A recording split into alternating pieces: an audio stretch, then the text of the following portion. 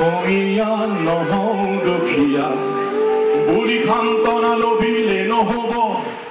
আজি অসমীয়াই নিজক নিচিনিলে অসম ৰসাতলে যাব এই মোৰ প্ৰাণৰো প্ৰাণৰ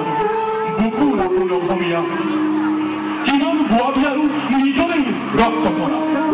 কিমান আৰু ভাতৃবধৰ ভাৱনা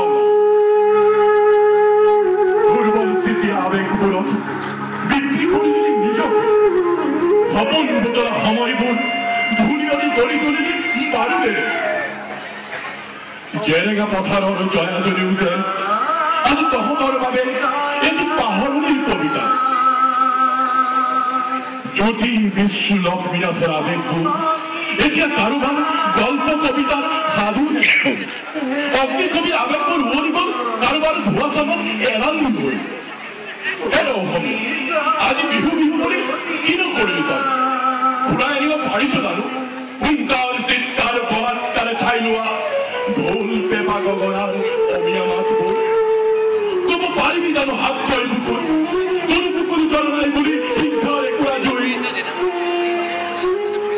আস্থাহাৰা হৈ আজিও বৈ আছে লুই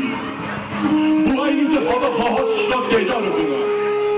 লাচিতৰ অসমৰ তেজৰ গুণা অসমীয়াৰ বুকুৰ তেজৰ গুণা জননী জন্মভূমি স্বৰ্গাত অভিকৰি উঠি যেন পুৰস্কাৰত ভুৱলি ৰোৱা এটুকুৰা কবিতা মাথো হৰাই ঘটীয়া বীৰৰ বুকুত